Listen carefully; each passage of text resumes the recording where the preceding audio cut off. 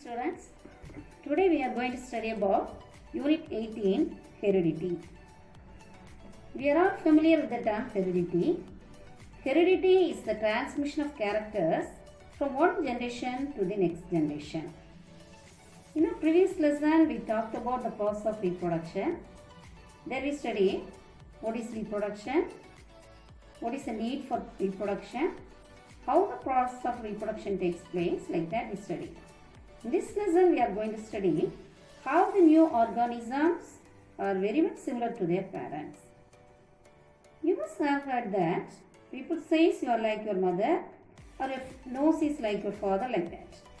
Many features that we possess, such as our external appearance, or body language, or even our habits, most of our portion comes from our parents, and also some of our characteristics might have been inherited from our grandparents.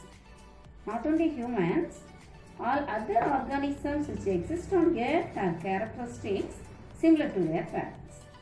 How these characters are inherited from parental generation to the offspring? The reason is genes. What is gene? A gene is a basic hereditary unit which contains information for a particular characteristics. So where is the gene present? That we had studied in our lower classes. In our body, we have millions or trillions of cells. There are different types of cells present in our body: muscle cell, blood cell, bone cell, like that. The shape or size may differ, but the basic structure is similar to all the types of cell. So in each cell is surrounded by cell membrane. Inside, cytoplasm is there and nucleus is there. Nucleus is the controlling center of the cell. It is the important part of the cell. Inside the nucleus, chromosomes are there. In our body, the chromosomes number will vary from species to species. In our body, in humans, 23 pairs of chromosomes are there. The chromosomes consist of DNA. A small segment of DNA is called as gene. So, in our body, millions and trillions of genes are there. Each character is determined by a particular gene. So, we have millions of or multiple characters are there. So, multiple genes are responsible for determining their character. The branch of biology which deals with the study of genes, genetic variation and heredity of living organisms is called genetics. This is an important two-mark question. Genetics means the branch of biology which deals with the study of genes, genetic variation and heredity of living organisms. Heredity is the transmission of characters from one generation to the next generation. What is variation?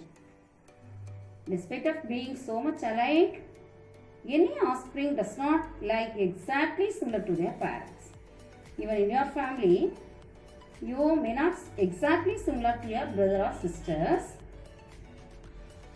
There is a certain differences are shown between the individuals of the same species and also by the offspring of the same parent. So, the variation refers to the differences shown by the individuals of the same species and also by the offspring of the same parents is called variation. So, this heredity as well as variation can happen only due to these chromosomes. Gregor Johann Mendel is known as the father of genetics. He conducted series of experiments on pea plants explaining heredity. He is an Austrian monk. He discovered the basic principles of heredity through his experiment. His experiments laid the foundation for modern genetics. He was born in a poor family of farmers in Silesian from Czechoslovakia. After finishing his high school, he entered into the monastery, Augustinian monastery at Brunn as a priest. From that monastery, he went to the University of Vienna for training in physics, mathematics and natural science. After return from the monastery in 1854, he continued to work as a priest as well as teacher in high school. During his leisure times, he started his famous experiments on the garden pea plant and conducted a lot of experiments for about 9 years from 1856 to 1865. He had worked on nearly 10,000 pea plants of 34 different varieties. Mendel noted that many different varieties are there in this pea plant. Around 34 different varieties he found. Out of 34 different varieties, he had chosen only 7 pairs of opposing characters or contrasting characters of pea plant for his study. They are seed shape. He found some of the pea plants' seeds are round in shape, some are wrinkled. He considered the round shaped seeds are dominant over the wrinkled seed.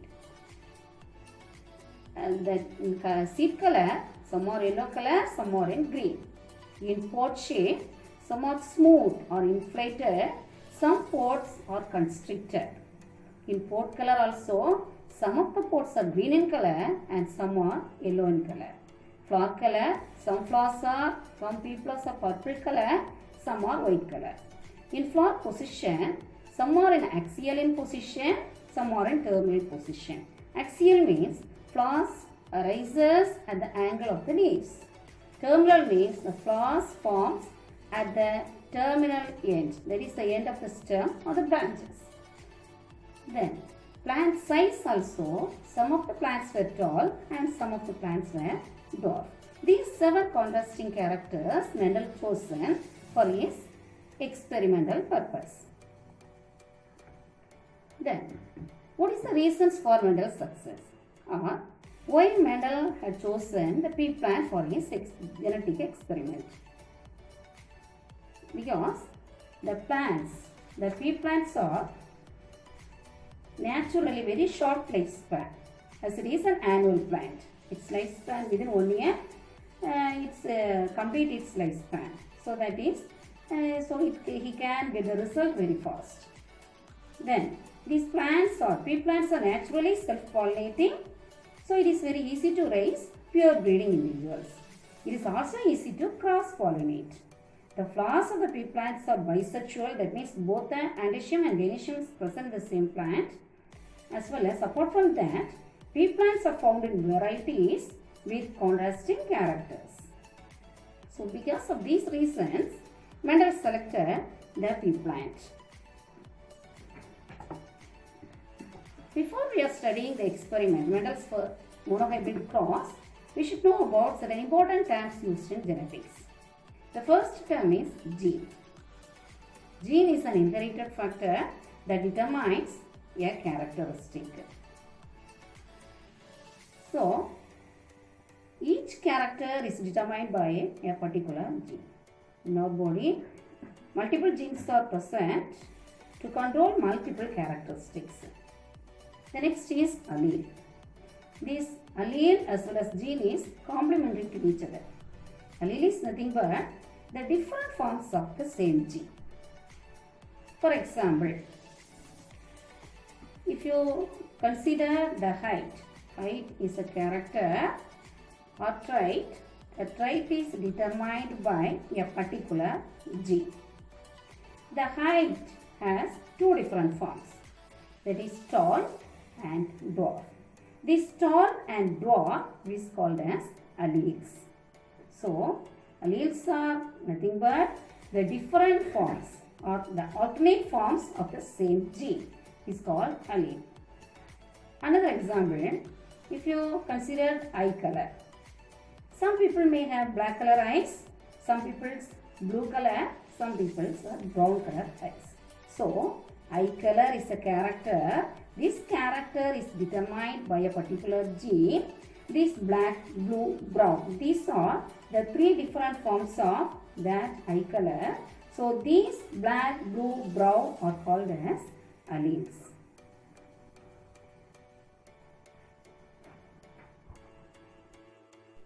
If you consider the height of a plant, if the plant is tall, it means the tall allele expressed itself and not allowed dwarf alleles to express. So that The tall allele is called as dominant allele, and the dwarf allele is not able to express itself is called as recessive allele.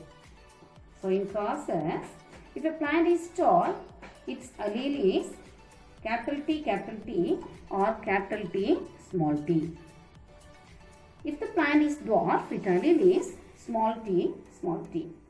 Why we are representing the gene allele as capital T and small t? Because we should understand one thing. The character height is a trait. It is represented by the letter T. That means it is the first letter of the dominant trait. That is the tall. The first letter is T. So the height, the character height should be determined by the letter T. If it is dominant trait, we should use capital T. If it is recessive, we should use small t. We know what is dominant and recessive. Dominant means the character expressed itself. So, if it is dominant trait, we should use capital T. If it is recessive trait, we should use small t. So, both the letter would be the same. We should not use for the recessive trait, since it is dwarf, we should not use the letter D. We should use capital T for the dominant, small t for the recessive. Like that in all other characters. So now let's study Mendel's monohybrid cross. Mono means single and hybrid means offsprings produced by the crossing of two different species. So monohybrid cross, this is the first experiment of Mendel considering the inheritance of single trait. So since it is the first experiment, he wanted to know how the traits are inherited in the subsequent generation. That is why he wanted to start with a simple thing. That is why he selected only one trait during his first experiment. If he selected multiple traits, the result would be confused and complicated. He would not receive the proper result. That is why in this first experiment, he considered single inheritance of single trait, that is the height of the plant. Mendel selected the tall and dwarf pea plants for his experiment. He observed their growth for nearly 2 years and found that tall plants always producing tall plants generation after generation, and this dwarf plant always producing dwarf offsprings generation after generation. Mendel named them as wild plants or pure breeding varieties. Now, he selected one pure breeding tall plant as well as one pure breeding dwarf plant, and he crossed. In his F1 generation, or the first filial generation, he got all the plants were tall. He calculated the percentage of tallness and dwarfness in that subsequent generation.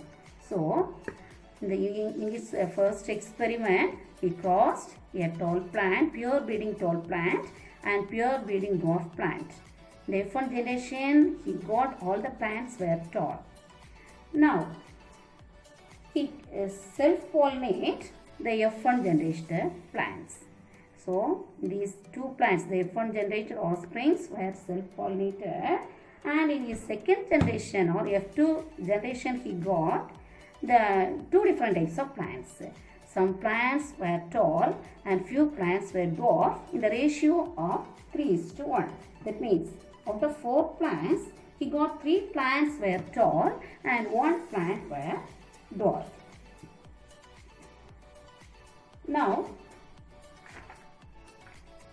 based on these observations, Mendel concluded that certain factors are passed on from one generation to another generation. Today, these factors are referred to as genes. Mendel also found that the dwarfness trait not lost in the F1 generation but suppressed in the F1 generation and reappeared in the second generation. Mendel called this suppressed trait as a recessive trait and the expressed trait, that is a tall trait, as dominant traits. So, In his first experiment, Mendel selected a pure breeding tall plant and a pure breeding dwarf plant. The F1 generation he got, all the plants were tall. Even though one of the parents were dwarf, he didn't get any dwarf plant or intermediate plant. In his first generation, he got only one parental trait, that is the tall parent. While he self-pollinated the F1 trait, in his F2 generation he got the two different types of plants. There is three plants of tall and one plant were dwarf. Now, the F2 generation he got the dwarf parental trait. So, he thought that this dwarf trait is not lost in the F1 generation, it is masked or suppressed in the F1 generation, but in the F2 generation it is reappeared. That is why he concluded that certain factors are transmitted from generation to generation. Now let's explain the same experiment using Punnett square. Punnett square is a checkerboard that is a form devised by a British geneticist R.C. Punnett for the study of genetics. It is a graphical representation to calculate the probability of all possible genotypes of offsprings in genetic class. In this Punnett square, we should have parental trait or paternal trait, that is a father's trait at the top and maternal traits at the left hand side. Now we shall fuse the gametes. So this is the parental trait. These are the gametes obtained from this is the gamete obtained from the father. This is the gamete obtained from the mother.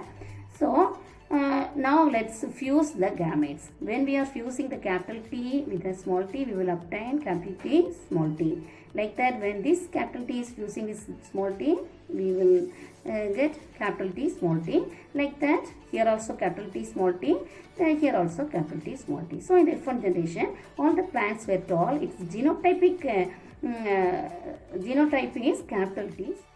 Now, self-pollinated the F1 offsprings, that is capital T, small t. So you can place the gametes. There is a paternal gamete, we can place at the top capital T, small t. This is the maternal gamete placed at the left hand side, capital T, small t. Now we can fuse it. When the capital T is fused with capital T, we will obtain capital T, capital T. Like that, capital T with small t, capital T, small t. Here small t with capital T, again capital T, small t. Then the small t is fused with small t, small t, small t. So in the second filial generation, he got the 3 plants were tall and 1 plant is dwarf. This is considered as phenotypic ratio. The phenotypic ratio, the phenotype means the expression of morphological appearance. That means the expression of observable characters. When we see the 3 plants were tall and 1 plant was dwarf, then genotypic ratio is 1:2:1. That means capital T, that is pure tall, is 1. Capital T, small t is 2. And this is also capital T, small t also, this is tall. As I said you already, it possesses one dominant trait. If there is one dominant trait, it is considered as tall plant. So, capital T, small t is 2. Then small t, there is the dwarf. There is no dominant trait is here.